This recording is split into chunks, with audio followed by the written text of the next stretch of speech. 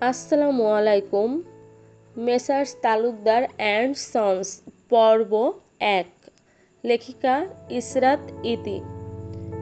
আজকের দিনের শুরুতেই অসীম তালুকদারের মেজাজ খারাপ করার মতো দুটি ঘটনা ঘটে গিয়েছে।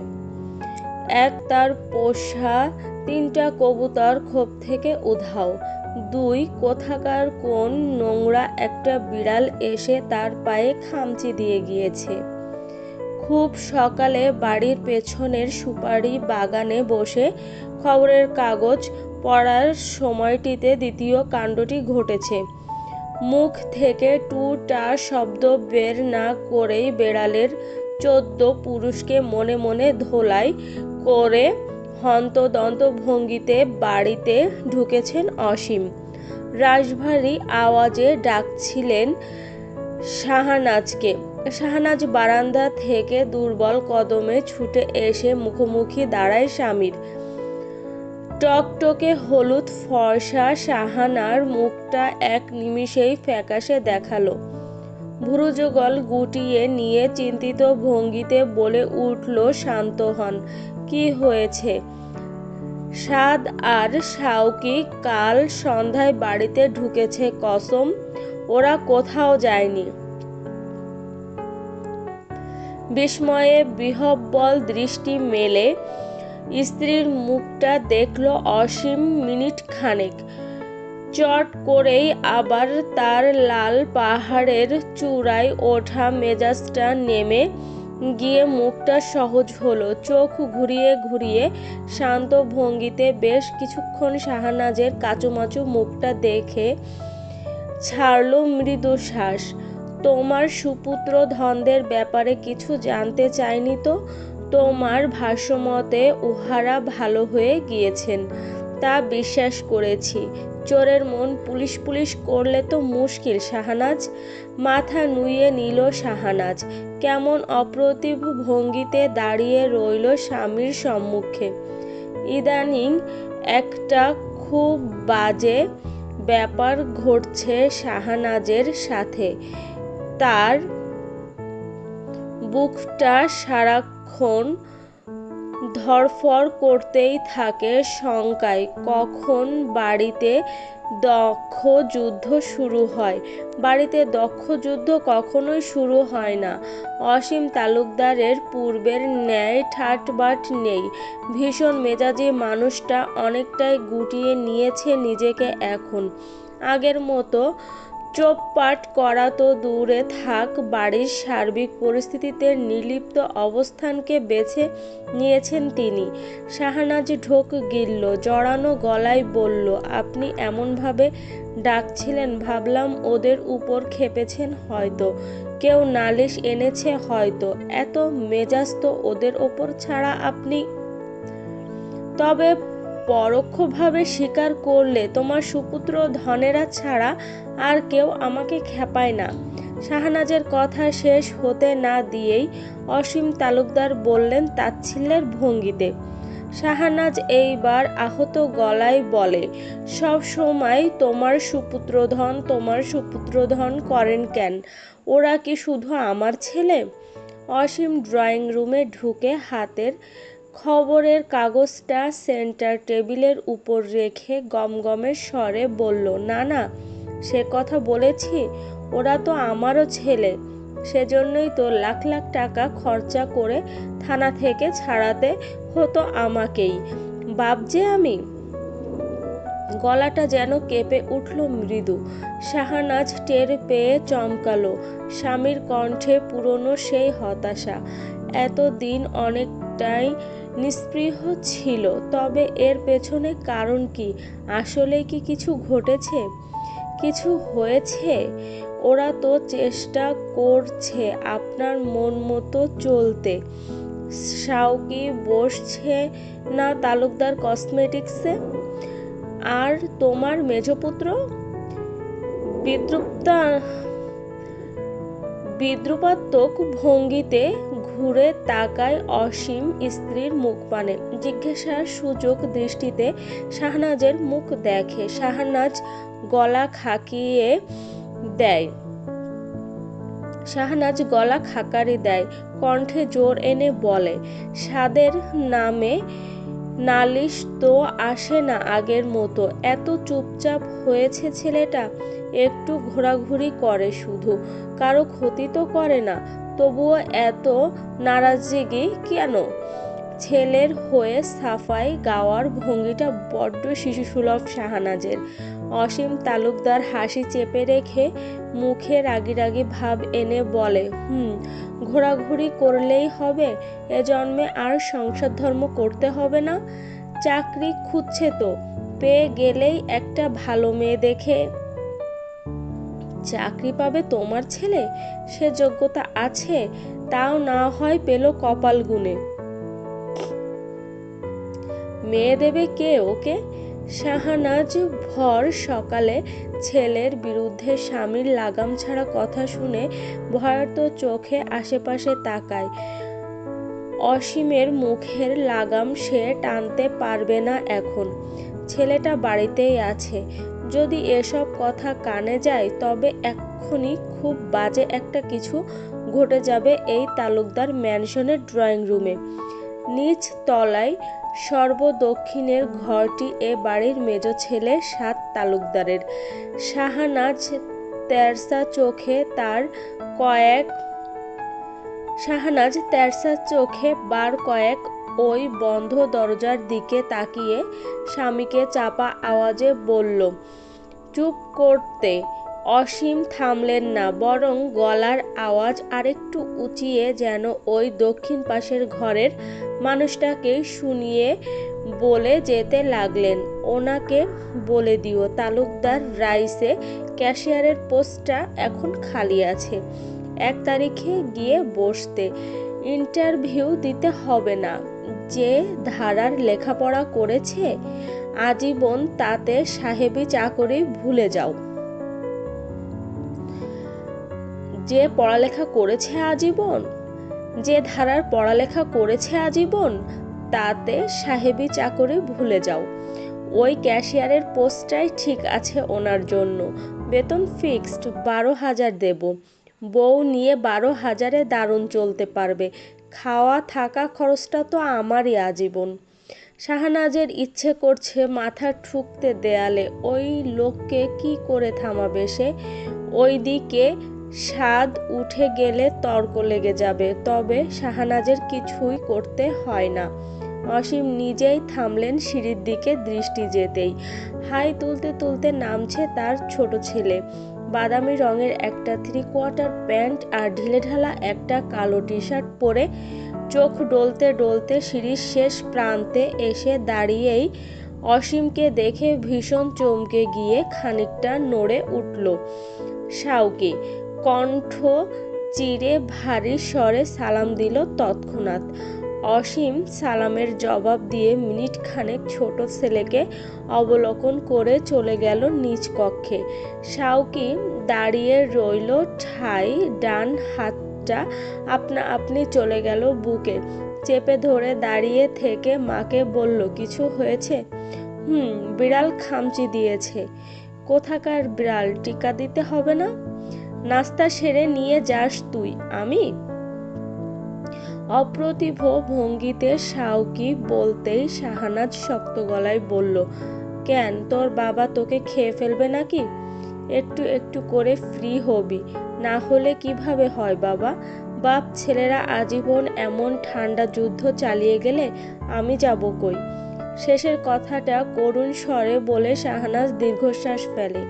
রান্নাঘর থেকে তখন ব্যস্ত পায়ে এগিয়ে আসে আর এক নারী মূর্তি। হাতে তার চায়ের কাপ ভর্তি একটা বিশাল ট্রে। শাউকি ওই মায়াবী মুখটা দেখে স্মিত হেসে নিজের কাপটা তুলে নিয়ে বলে ওঠে, ভাবি, কত সুন্দর করে হাসো তুমি। দেখলে সকালটাই ভালো হয়ে যায় আমার। তোমার শ্বশুরকে বলতে পারো না এমন করে একটু হাসতে? একটু শিখিয়ে দিতে পারো না?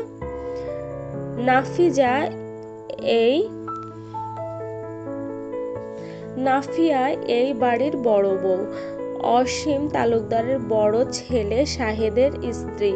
ছোট দেবরের কথায় তার কান মলে দিয়ে বলে, হাসবে। মন মতন একটা সিজিপিএ এনে দে, সে অবশ্যই হাসবে। আর সিজিপিএ ফেল ঠেকানোই মুশকিল হলো। মেজো ভাইয়া যে কি করতো, সারাদিন রাস্তায় ঘোরাঘুরি করেও ফার্স্ট ক্লাস এনে দিত। আসলেই ভাইয়া জিনিয়াস। সে তো তখন পাওয়ার খাটিয়ে এক্সাম হল ফাঁকা করে অন্যেরটা দেখে লিখতো মেজো ভাইয়া। বারান্দা থেকে ভেসে এলো রিনরিনে তরুণীর স্বর। এ বাড়ির একমাত্র মেয়ে সিমিন, যে এইবার উচ্চ মাধ্যমিক দিয়েছে। সম্পর্কে অসীমের ভাগ্নি হলেও এতিম মেয়েটিকে সাহানারা আর অসীম তালুকদার পেলেছে নিজের কন্যা সন্তানের মতো। শাহেদ, সাদ ও সাউকি তিন ভাইয়ের সবচেয়ে আদর আর স্নেহের মানুষ সিমিন। সাউকি বোনের কথার পিঠে দাঁতে দাঁত চেপে বলে, এসব বলিস তুই? ওই যে দক্ষিণের ঘরে ঘুমন্ত বাঘের ঘুমটা ভেঙে গেলে তোর এসব কথা শুনে ফেললে কি হবে জানিস? কি আবার হবে? কিছুই হবে না। তা ঠিক, যে আহ্লাদ পাস তুই, তোর তো 7 খুন মাপ। অথচ আমার বেলাতে তোর মামু শিবের তপস্যা ভাঙে, অসীম তালুকদারের বেহুদার রাগ ভাঙে না। সিমিন ফোন নিয়ে বসে পড়ে ড্রয়িং রুমে। সাউকি চা খেতে খেতে বোনকে তেরসা নজরে এক পলক দেখে বলে, কি সারাদিন ফোন নিয়ে পড়ে থাকিস? দে ফোনটা আমার কাছে দে। সিমিন ফোনটা সাউকির হাতে তুলে দিয়ে মন খারাপের সুরে বলে, আর কি করব, টুকটাক লেখালেখি করি। আমার ফোন ঘেটে তুমি কিচ্ছু পাবে না, আমি অন্য লেভেলের মেয়ে। সাউকি সিমিনের পাশে বসে হালকা গলায় বলে উঠল, উপন্যাস লিখবি?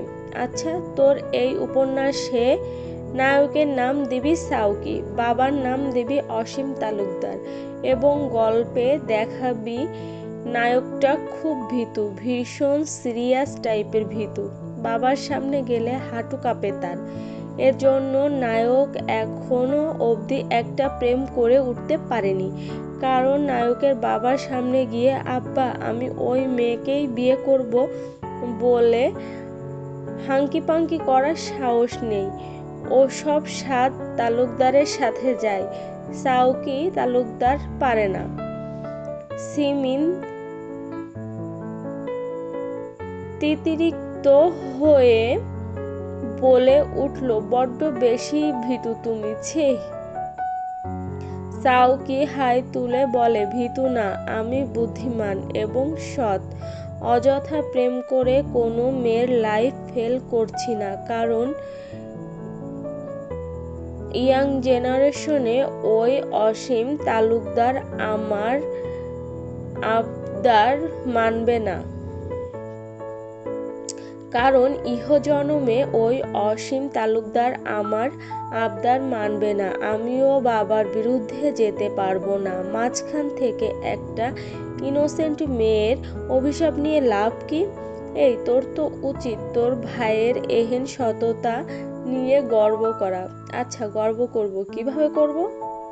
তোর মামু মানে অসীম তালুকদারের কাছ থেকে আমার হেলমেটের জন্য কিছু অনুদান এনে দিলেই তোর গর্ব করা হয়ে যাবে, যা।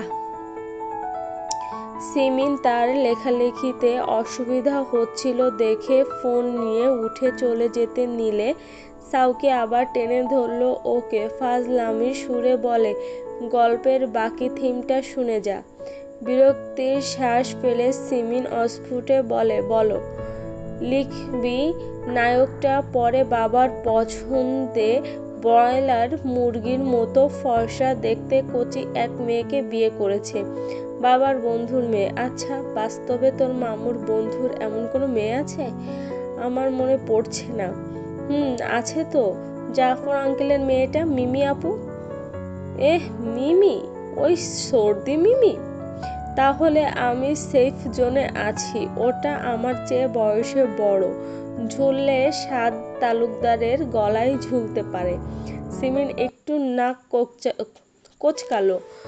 আপত্তি দেখিয়ে বলল, ইস আল্লাহ, আমি মেজো ভাইয়ের পাশে ওই মিমিকে কল্পনাও করতে পারি না, একদম বেমানান। কেন, তোর মেজো ভাই প্রিন্স চার্মিং নাকি? গায়ের রং আমার চেয়ে 2 শেড ময়লা। না, তা ঠিক না, তবুও মেজো ভাইয়ার বউ হিসাবে আমার কল্পনাতে চলে আসে দেবী চৌধুরানীর মতো দুর্ধর্ষ ব্যক্তিত্ব। এ পর্যায়ে সাউকি একটু কৌতূহলী হয়ে উঠল, বোনকে বলল, আর আমার পাশে? হাই তুলে সিমিন সোফাতে পিঠ এলিয়ে দিয়ে ফাজলামির সুরে বলে, তোমার পাশে পাকাপি ব্যক্তিত্ব কল্পনা করি যে তোমার মতো ভীতু হবে।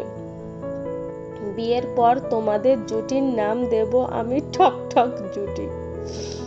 বিয়ের পর তোমাদের জুটির নাম দেব আমি ঠক ঠক জুটি, যারা ঠক ঠক করে কাঁপে। সাউকি বোনের অপমান গায়ে মাখল না, বসে বসে পা দোলাতে থাকে। তার দৃষ্টি দক্ষিণের কক্ষের বন্ধ দরজায় নিবদ্ধ। আজ এত দেরি হচ্ছে কেন সে সেটাই বুঝতে পারছে না। গার্লস স্কুলের অ্যাসেম্বলির সময় কি হয়নি? তার কি ফোনে অ্যালার্ম সেট করা নেই? ভাই হিসাবে এখন সাউকির দায়িত্ব কি? ডেকে দেবে ভাইকে? দ্বিধাগ্রস্ত সাউকি। নাজিফা দরজায় 2 বার ধাক্কা দিতেই ওপাশ থেকে ঘুম জড়ানো ভারী গলায় আওয়াজ এলো, কণ্ঠে বিরক্তির সুর, চা লাগবে না ভাবি? রোজ রোজ কত বলবো? নিশ্চুপ হেসে নিল নাজিফা কতক্ষণ। নিশ্চুপ হেসে নিল নাফিয়া কতক্ষণ। পরপর বলল, চা নিয়ে আসিনি, বালিশের কাভার আর জানালার পর্দা ধোবো আজ, ওগুলো খুলে নিতে এসেছি। আর বলছি যে সকাল কিন্তু 7:30 প্রায়। গার্লস স্কুলের অ্যাসেম্বলি কিন্তু শুরু হয়ে গিয়েছে। নাফিয়া বলে শেষ করতে পারল না বাক্যটা। ঘুম ঘুম ঘোলাটে চোখ দুটো মেলে যায় তৎক্ষণাৎ। গাঢ় বাদামি একজোড়া চোখ সিলিংয়ের ফ্যানের দিকে মিনিট খানেক ভাবলেশহীন হয়ে চেয়ে থেকে বন্ধ করে নেয় পুনর্বার। দৃষ্টিপটে থালার মতো গোলাকৃতির একটা কাদো কাদো মুখ, সেই মুখটাতে 2টো বড় বড় চোখ আছে, সেই চোখে আছে চোরা দৃষ্টি।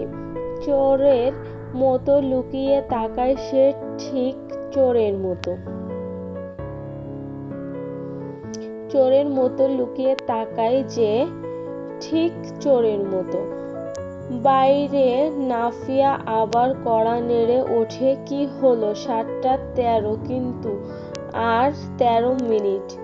হুড়মুড়িয়ে উঠে বসে লম্বা মানুষটা।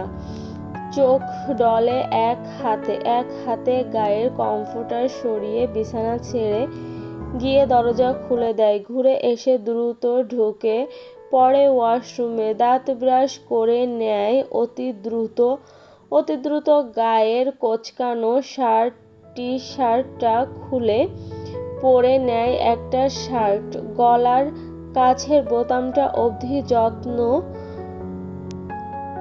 সহকারে লাগিয়ে পুরোপুরি ভোল পাল্টে চুলে ব্রাশ চালায়। নাফিয়া কোলবালিশের কাভার খুলে নিতে নিতে ঠাট্টার ছলে মেজো দেবরকে বলে, এসব আর আমি পারি না।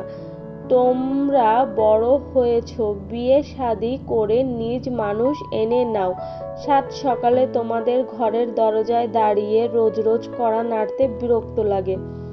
সাদ চুপচাপ ঘুরে আয়নায় নিজেকে এক ঝলক দেখল। ভাবির কথার জবাব না দিয়ে শুকনো হেসে লম্বা কদমে বেরুলো ঘর থেকে।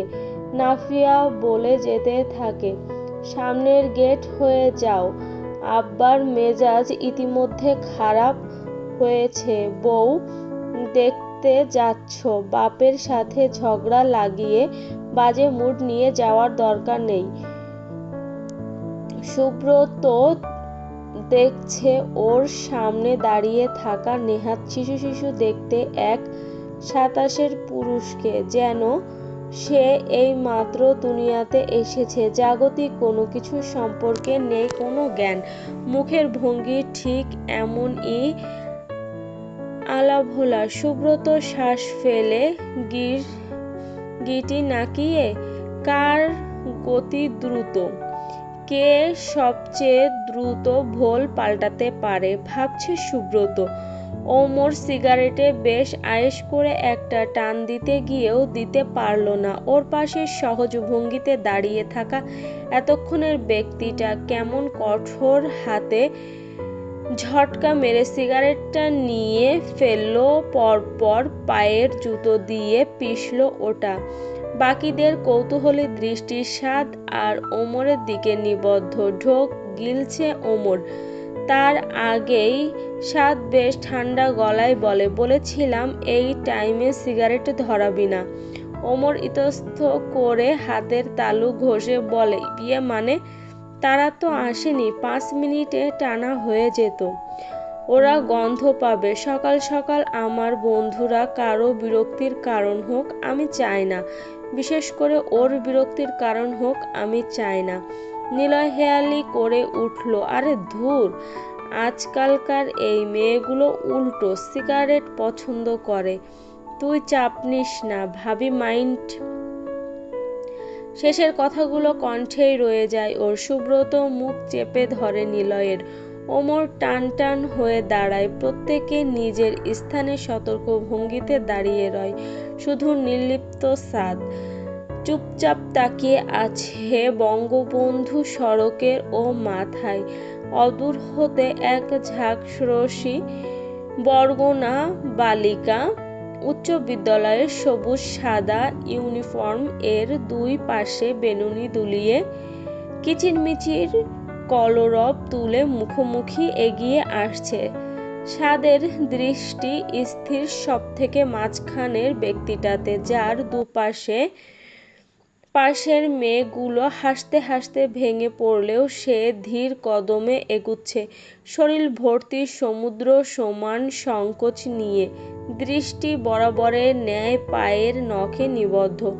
দুই পাশে ওর হেসে কুদে ভেঙে যাওয়া মেয়ে দুটো যখন ঠাট্টার ছলে কনুই দিয়ে গুঁতো মারল ওকে, তবুও চোখ দুটো তুলল না। বড়জোর পাতলা ঠোঁট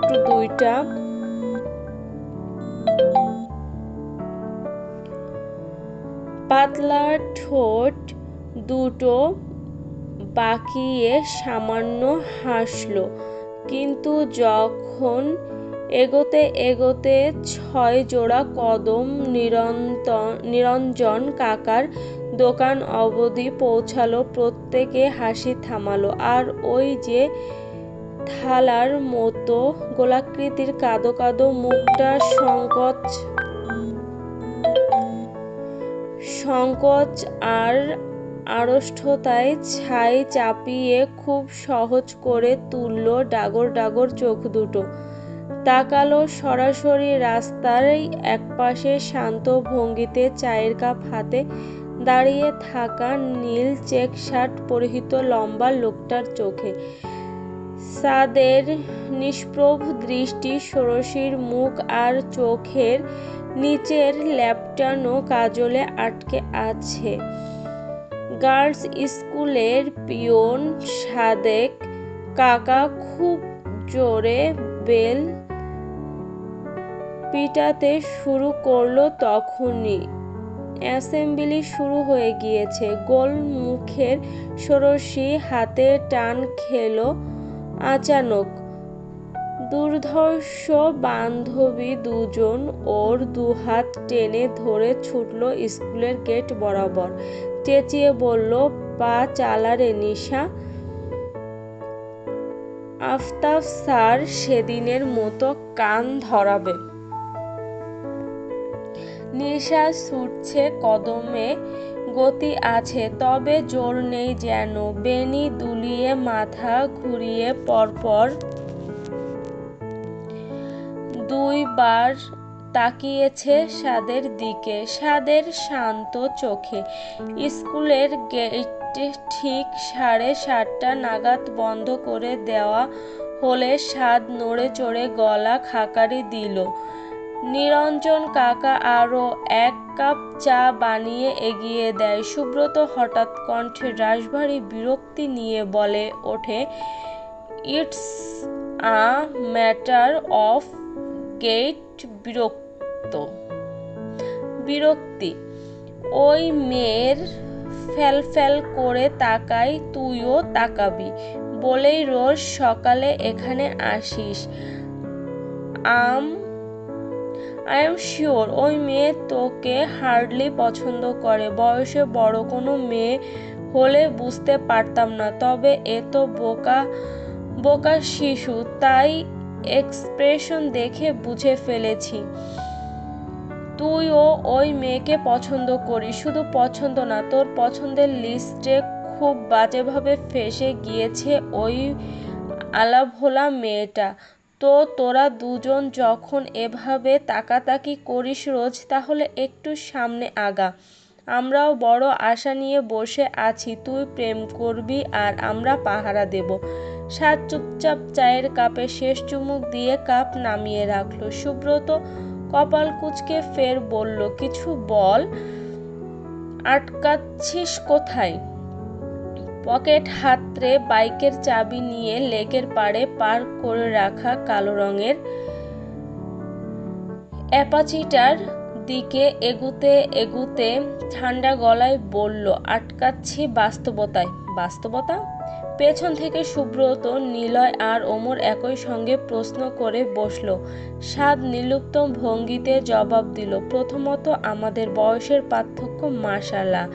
দ্বিতীয়, এই মেয়ে আমার মতো ফালতু লোকের সাথে সংসার করতে পারবে বলে মনে হয় না।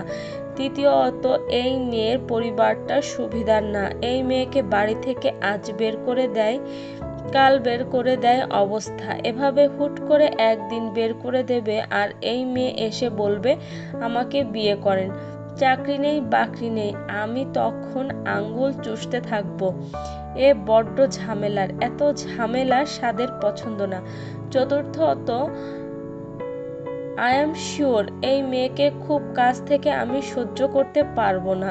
আই এম শিওর এই মেয়ে যতটা আলাভোলা দেখাতে ততটা আসলে নয়। সুব্রত তবদা খেয়ে দাঁড়িয়ে রইল। পরপর চাপা আওয়াজে চেঁচিয়ে বলল, এত এত এত বাস্তবতার দেয়াল থাকলে তো আসিস কেন রোজ? বাইকে উঠে বাইক স্টার্ট করলো সাদ। পরপর বলল, দিনের শুরুতে এর মুখটা দেখতে ভালো লাগে। এটাও আমার জীবনে একটা বাস্তবতা। তো কতদিন চলবে এসব? ওর বালপাকনা বড় বোন আর ইতর দুলাভাইটা যখন ওকে কোনো ইতালি প্রবাসীর হাতে তুলে দেবে, ঠিক ততদিন পর্যন্ত। লেকপাড়ের রাস্তার ধুলো উড়িয়ে অ্যাপাচিটা ছুটে যায়। সুব্রত বোকা বোকা মুখ করিয়ে দাঁড়িয়ে থাকে। মৃদু শ্বাস ফেলে মিনমিন স্বরে বলে, ঠাকুর, কপাল করে একটা বন্ধু জুটিয়ে দিয়েছিলে বটে, মাথা ভাঙা কোথাকার। আজকের দিনের তৃতীয় দুর্ঘটনা ঘটে গিয়েছে অসীম তালুকদারের সাথে। মন মেজাজ শান্ত করে সকাল 9টা নাগাদ একটু বেরিয়েছিল তালুকদার মিলসের ক্যাশ দেখবে বলে। গেটে পা রাখতে আর পারল না। প্রধান গেটে মেসার্স তালুকদার অ্যান্ড সন্স লেখা মস্ত বড় সাইনবোর্ডটা হুট করে খুলে পড়েছে ঠিক পায়ের ওপর। ভাগ্যগুণে মাথা বেঁচেছে, তবে পায়ের অবস্থা বেগতিক। তালুকদার কসমেটিক্স থেকে খবর পেয়ে ছুটে এসেছে শাওকি। ভয়ে ভয়ে বাবার সামনে দাঁড়িয়ে বলেছে, আব্বু, হসপিটালে গেলে ভালো হয় না? দাঁতে দাঁত চেপে কাতরাচ্ছিলেন অসীম। বললেন, না, ভালো হয় না। আমাকে তো এখন আমার শ্বশুর বাড়িতে নিয়ে গেলে ভালো হয়। যাবে তোমার নানুর বাড়ি আব্বা? যাও, আল মদিনা মিষ্টান্ন ভাণ্ডার থেকে 5 কেজি মিষ্টি কিনে আনো তবে। আব্বু ক্ষেপে যাচ্ছেন কেন? তুমি আহাম্মকের মতো কথা বলে যাচ্ছ কেন?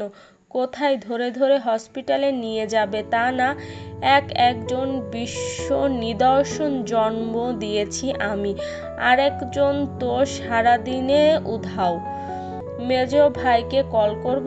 না থাক বাপ, তার দরকার নেই, তুমি নিয়ে যাও হসপিটালে, নিয়ে গিয়ে আমাকে উদ্ধার করো। সাউকি এসে বাবার হাত ধরল, নিজের কাঁধে বাবার হাতটা রেখে উঠে দাঁড় করালো।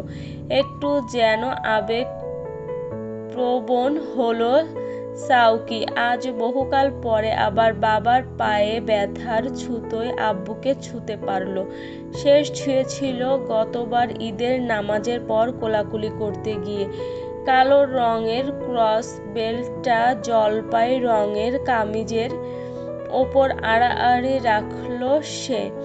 হাত কাঁপছে তার, কাজটা ঠিকঠাকভাবে হচ্ছে না, অথচ ইমার্জেন্সিতে পেশেন্ট এসে ভর্তি হয়ে গিয়েছে। হেড ম্যাম শাস্তি স্বরূপ এ কি জ্বালা ঘাড়ে তুলে দিল কে জানে। ওদিকে তখনকার ঘটনায় গা এখনো কাঁপছে মুহুর্মুহু। ওর চোখের শুকিয়ে যাওয়া জল ও আবার মুছতে চাইল অকারণে। বরগুনা নার্সিং ইনস্টিটিউটের হোস্টেলের বারান্দা দিয়ে সিনিয়ররা সবাইকে তাড়া দিতে দিতে নিচে নামছে। আজ সাংস্কৃতিক অনুষ্ঠানের জন্য মিটিং হবে, তবে ও সেখানে থাকতে পারবে না, ওকে যেতে হবে ইমার্জেন্সি ওয়ার্ডে। অজ্ঞতায় বাইরে থেকে হুড়মুড় করে ঘরে ঢুকল তন্নি। কণ্ঠে চাপা উত্তেজনা নিয়ে ডেকে উঠল, এই মূর্ছনা, শুনেছিস মেডিসিন ওয়ার্ডে কেলেঙ্কারি ঘটে গিয়েছে। এক আধবুড়ো পেশেন্ট ফার্স্ট ইয়ারের রাত্রির গায়ে হাত দেওয়ার চেষ্টা করেছে, সেটা নিয়ে ঝামেলা চলছে ওয়ার্ডে। বুড়োর খায়েশ দেখ, এক নিজে পা ভাঙা পেশেন্ট, তারপর রাত্রি তার মেয়ের বয়সী সেবিকা। শরীরে নিদারুণ যন্ত্রণা নিয়েও এদের চেতনা দণ্ড এভাবে খুজলি করে ওঠে।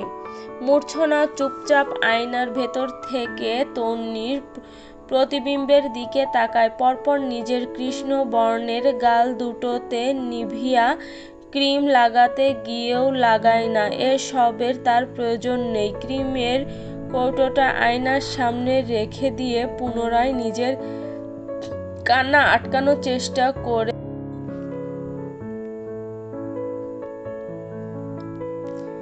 মূর্ছনা চুপচাপ আয়নার ভেতর থেকে তন্নির প্রতিবিম্বের দিকে তাকায়। পরপর নিজের কৃষ্ণ বর্ণের গাল দুটিতে নিভিয়া ক্রিম লাগাতে গিয়েও লাগায় না, এসবের তার প্রয়োজন নেই। ক্রিমের কৌটোটা আয়নার সামনে রেখে দিয়ে পুনরায় নিজের কান্না আটকানোর চেষ্টা করে থমথমে গলায় বলে ওঠে, মেয়ের বয়সী সেবিকা, এদের চেতনা দণ্ড দাঁড়ায় না কিসে বলো তো? মোরগ মুরগি থেকে শুরু করে গবাদি পশু, রাস্তার পাগলের নোংরা চিটচিটে শরীর দেখলেও এরা চেতনা হারায়। আমাকে দেখো কি নিকৃষ্ট, কুচকুচে, কি কুৎসিত আমি, আমাকেও নাকি মানুষের ছুঁয়ে দিতে রুচি হয়, ছি। বলতে বলতে আবার ডুকরে কেঁদে ওঠে মূর্ছনা। তন্নি আহত চোখে তাকিয়ে আছে। ও জানে মূর্ছনা কেন কাঁদছে। মূর্ছনা প্রায়ই যে কারণে কাঁদে ঠিক সে কারণে কাঁদছে। তবে তন্নি সান্ত্বনা দিতে আর এগোয় না, কারণ মূর্ছনার সান্ত্বনার প্রয়োজন নেই। মারাত্মক শক্ত এই মেয়েটি নিজেই নিজেকে সামলাতে জানে। তাই খুব স্বাভাবিক গলায় তন্নি বলে উঠল, ইমার্জেন্সিতে আয়, কেউ নেই ওখানে। একটা ছেলে এসেছে তার বাবাকে নিয়ে, তালুকদার মিলসের মালিক, ডক্টর মেহেদি স্যারের রিলেটিভ।